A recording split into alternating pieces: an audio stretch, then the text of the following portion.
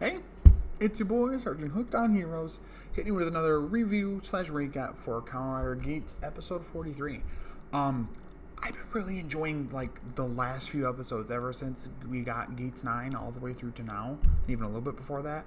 I've been really enjoying it. This one was no different.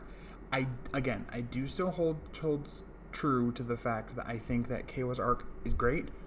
Just bring it back like 2 to 3 episodes to give it more time to cook, so we can have a bit more time with the other characters for their final form journeys, if you will. But I digress. So this week is, of course, starting up the whole arc here with Keiwa and how he, got Sumari to grant his wish to have a world where any of the victims of the DGP were brought back. And what he didn't realize is a bit of a monkey's paw thing, a bit of a devil's advocate, be careful what you wish for, because it also brings back murderous fucking assholes. Case in point, a gang leader guy who, as soon as he's brought back, puts together what are called the Gang Riders, which is just him and a bunch of humans, which is kind of weird, goofy, and I thought they'd have more with that. And he's using chain array. He makes the chain array buckle a threat, which is weird. But instantly, Keiwa talks about, I think it's to Geats, says that, what the hell's going on? Geats like, what are you talking about? He's like, well, what, my world didn't grant? He's like, of course it did. He's like, no, because I wanted a world where all the DGP, victims were brought back. He's like, oh, well, you got it. He's like, but my sister, my parents were brought back and they were instantly killed. It shows footage of it. She's trying to talk to him, and this guy just fucking is like doing final, chain array victory strikes on the fucking populace. Kills his family, kills Sarah again and his parents. My man just gone through it again. And so Jeet's like, well, you wanted to bring on back all the victims. It doesn't matter if they're good or evil. He never specified. So he's pissed, but still is like kind of forced to work with them because he wants to get it right the next time, right? And you can see he feels like a little bit of remorse for making Sumari do this. And he's even questioned. I think Ace even brings up, like, you're really no better than the management. Just because you think your goal is altruistic doesn't mean that the way you're doing it is any better. And it does. You can tell Keiwa's trying to act cool, like, no, it's fine. But, like, come on, you're Keiwa. You're the good little raccoon boy. Come on now. So I found that really interesting. We also get some more time with Neon's dad. He actually helps. He gets broken out of prison because the one gang rider guy is like doing that, he's letting all the criminals out, and he ends up trying to stop somebody from getting attacked, and he gets hurt himself. And Neon kind of helps him, and he's like, "Why did you save me?" She goes, "Well, even though I'm not technically your real daughter, I do still see you as my dad, and I don't want to see you get hurt just for nothing." And she kind of follows him around for a day, and she says, it's the anniversary of Akari's death, right? He's like, well, of course. She goes with him. My man has been bringing flowers to Akari's grave for every single month since her death, like 11 years ago. So he's going through it. But she tells him, and they have this really nice back and forth conversation. I really enjoy it. Usually I don't like these last minute, story bits that happen for these characters that are just seem like irredeemable.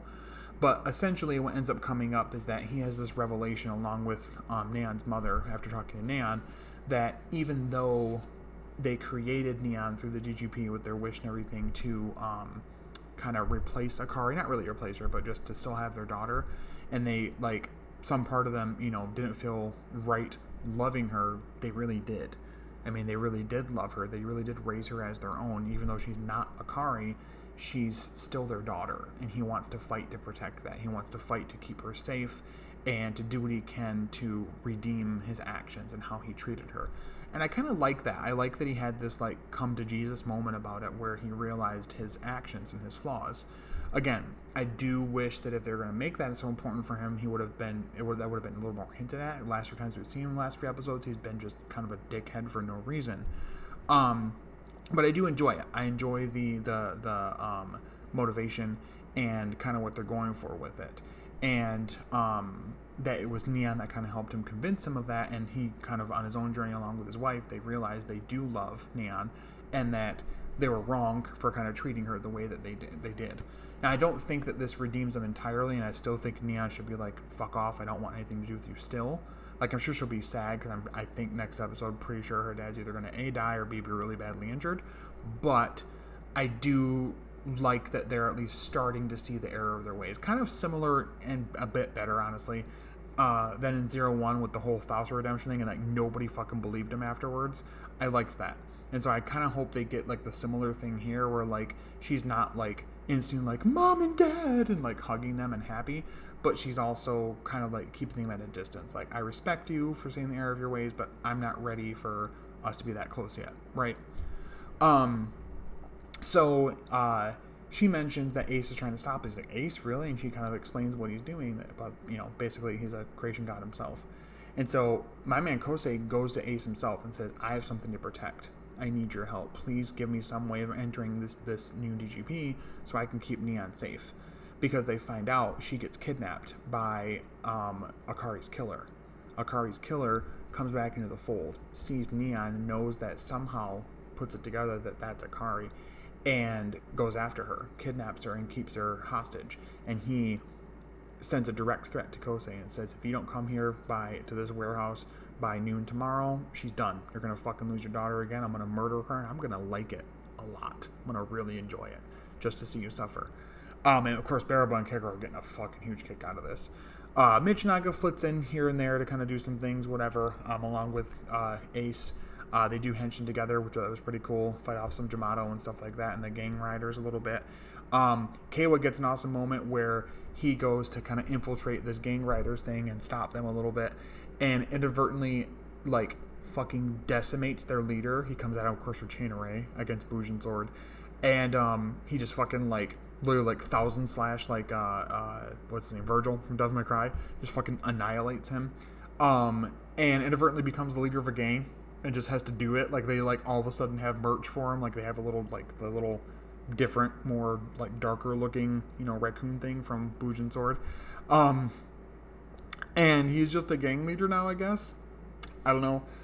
Again, I do enjoy Keiwa right now. I'm not mad about angsty dark boy, you know, dark angsty boy Keiwa arc. But I do wish it had a bit more time to cook before we kind of got where we are right now. But for the most part, it's good. So he kind of takes over there. Michinaga does have a conversation with Daichi and says, you know, is there any way that you have any idea of, like, what's going on with Sarah and, like, all that stuff? And he says, well, now that this is a completely different world, all it's been reset, I don't have my powers, and nor is my tree existent anymore. Yeah, so that's kind of pushing Michinaga to, like, see the error of his ways of what he did through his arc with wanting to defeat all the riders, but also that he wants to still find a way to help, like, bring Keiwa to his senses. Again, I do like this from Michinaga. I do wonder what we're going to go for his final storyline to get his Mao, Buffa Mao form or whatever we're doing for his final form.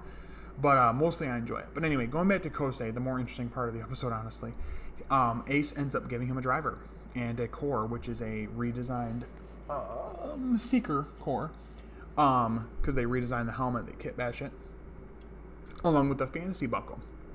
And Kosei transforms. Time fire! Gets to transform again. Gets to say henshin and transform, which I found out the actor has actually always been a huge Kamen Rider fan since he was a little child. So it was like a dream to be able to actually henshin. So I'm really happy he got the chance. It's going to be a absolute ridiculous moment if they didn't let him.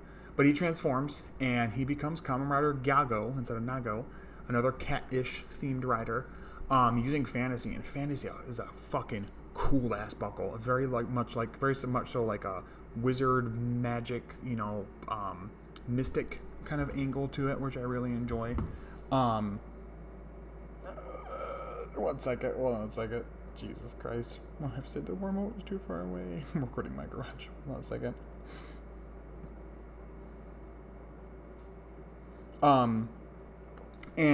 It looks great on him. I don't think he's clearly going to keep it, because as we know, fantasy is going to be Neon's, like, final form buckle. I'm guessing she'll pair it with maybe Beat, but then I also see Punk Jack using that. Also, what's Punk Jack doing? He has, like, one scene in this with Ace talking about how much bullshit's going on, and that's it.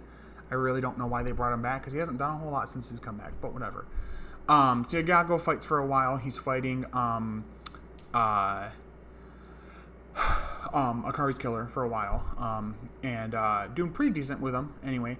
But then, of course, Baraba gets involved, and of course, you know, that's, you know, not gonna go well for him.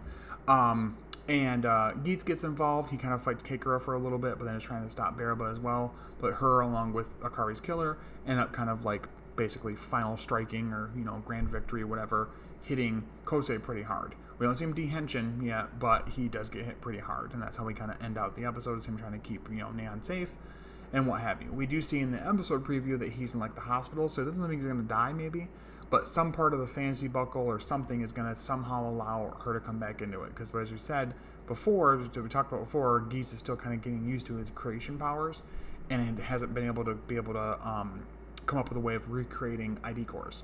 But we do see her in Nago, fantasy form, and it looks great on her as well. It gives her a little cat teeth mouth on her little headpiece here, and the colors look great. So I'm really excited to see her get fantasy and just in general have her upgraded form. But overall, I really like the episode. Again, I enjoy what they're doing with Kosei and the mother, but I hope that Neon doesn't just instantly forgive them and just is like, "You're my mom and dad, I love you, oh my god." I still want her to keep them at a arm's length a little bit, until she's more comfortable with that. It's respectable that he sees the error of his ways. They both did, him and the mom both, and that they do actually love Neon.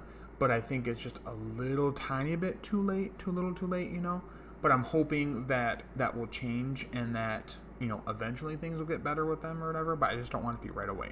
That's too cookie cutter, too perfect, too Power Rangers, honestly. But overall, I really enjoyed the episode. Probably give it a strong, I'd probably say a strong 8.5 out of 10. It wasn't amazing, but I still really enjoyed it, and I still like the direction they're taking. I still would like to get a bit more of where we're going with this whole thing with Geat and Samus and, what the final end game is going to be here. But I'm really excited to see where things are going, and I love seeing how Nago's going to get her final form and eventually what we're going to do with Buffa. But yeah, so overall, I really enjoyed it. Let me know in the comments below. Would you love it, hate it, in the middle? Thank you so much for commenting, subscribing, liking, sharing, all that good stuff. Content this week going to be pretty full, honestly. Ultraman Blazar, episode 1 review at least. Not sure if I'm going to review all the episodes of that, but definitely episode 1. Shin Ultraman, which once I got a chance to watch it, just came in the mail today from Amazon, so I'm going to check that out, English dub. And then clearly this review. Henshins and Homies, next week we're going to have the Mostly Speaking Sentai podcast on to talk about the enduring legacy of Super Sentai, but then also our favorite 6th Rangers. So definitely look out for the content. Thank you guys so much for supporting and loving us so much. We really appreciate it. But as always, until next time, stay hooked on heroes. I'll talk to you later. Bye-bye. Time fire. Bye.